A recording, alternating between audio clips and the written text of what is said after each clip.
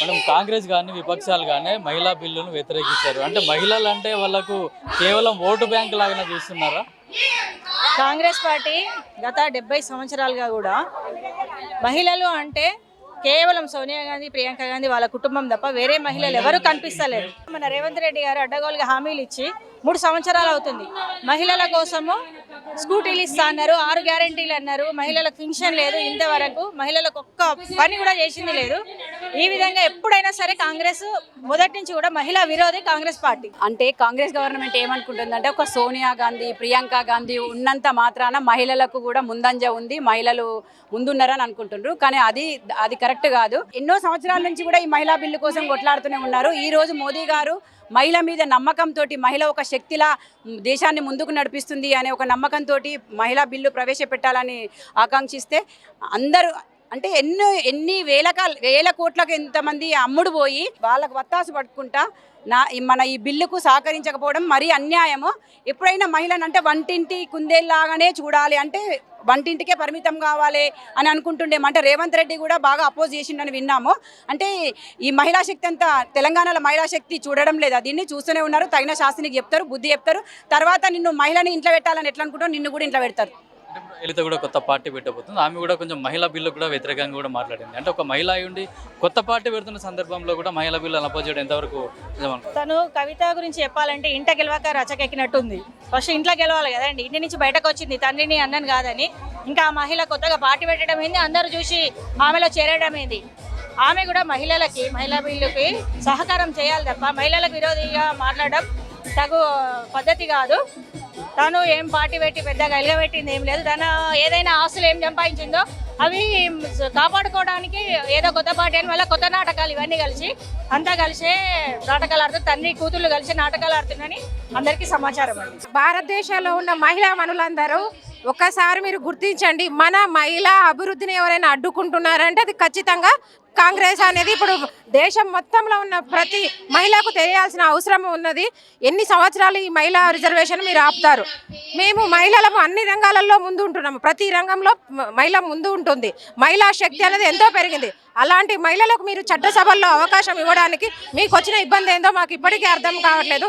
Compulsory 33% మహిళా రిజర్వేషన్ను ఎన్నో ఏళ్ల నుంచి ఆపుతుంది మాత్రం కాంగ్రెసే.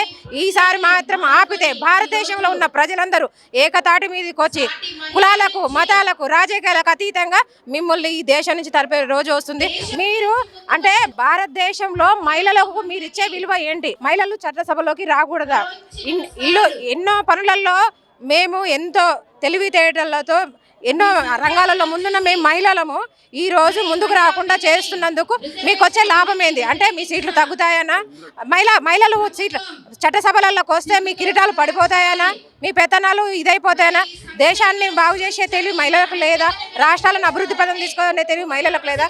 దయచేసి ఈ 33 మహిళా రిజర్వేషన్ ఎవరైతే అడ్డుకున్నారో కాంగ్రెస్, ఇది వెనక్కి తీసుకొని చట్టసభలలో ఈ రిజర్వేషన్ను అమలు చేయవలసిందిగా మేము తెలంగాణ మహిళలు అందరము ఏకకంఠంతో కోరుచున్నాము. భారత్ మాతాకి జై. మొన్న మన ప్రధానమంత్రి గారు మహిళల్ని ఉద్దేశించి 33% రిజర్వేషన్ మన మహిళల కోసము పార్లమెంట్ లో బిల్లు పెడితే విపక్షాలు ఆ మహిళలని కాదని ఏదైతే పెట్టిండో అది రిజెక్ట్ చేశారు. వాళ్ళకి కేవలం ఓట్లప్పుడు మాత్రం మహిళలు కావాలి, ఇవి ఇస్తాం అవి ఇస్తాం అని వాళ్ళని ఉద్దేశించి వాళ్ళ ఓట్ల కోసం మాత్రం మహిళల్ని ఇచ్చేశారు. అదే పార్లమెంట్ లోకి, అసెంబ్లీలోకి వెళ్తామంటే ఏ మహిళకి విపక్షాలు సపోర్ట్ చేస్తలేదు. దానికోసం మేము ఈ యొక్క యాత్ర చేస్తున్నాము. ప్రతి ఒక్కరూ యాత్రకు సపోర్ట్ చేసి మమ్మల్ని మహిళల్ని ముందుకు మాకు పార్లమెంట్ లో గుర్తించి మాకంటూ ఈ 33% రిజర్వేషన్ సక్సెస్ చేయాలని కోరుకుంటున్నాం.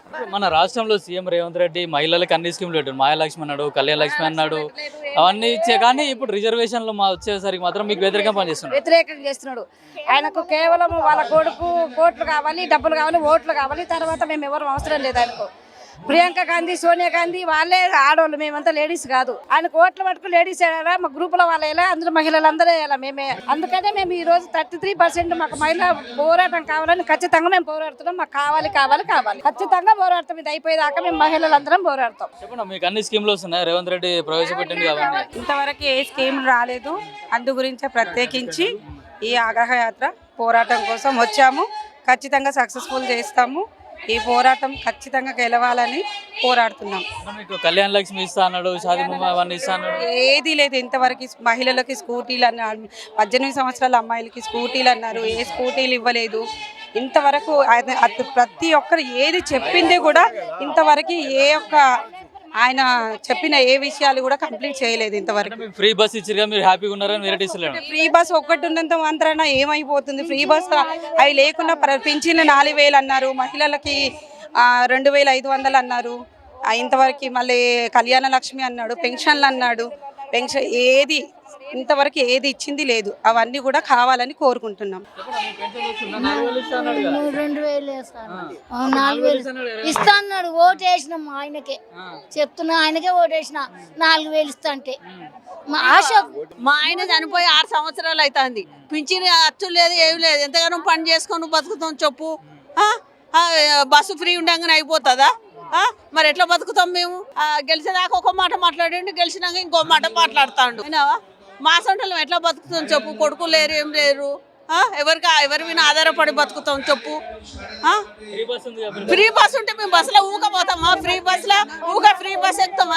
అది అవసరం ఉంటేనే ఊరికి సంవత్సరానికి ఒకసారి పోతాం. ప్రతిరోజు పోము మేము ఊరికి. విన్నావా?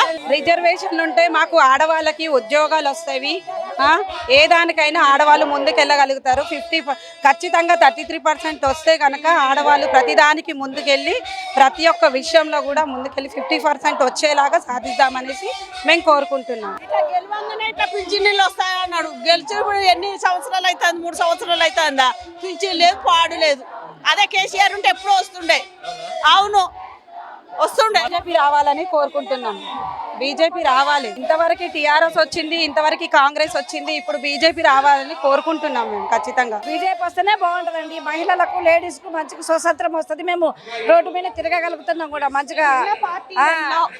ఆడవాళ్ళని గౌరవించే పార్టీ ఏదైనా ఉందంటే అది బీజేపీ పార్టీయే. అదే ఎందుకంటే అది కూడా మేము చెప్తాం. ఇప్పుడు 33% రిజర్వేషన్ వాళ్ళు క్యాన్సిల్ చేసిరు.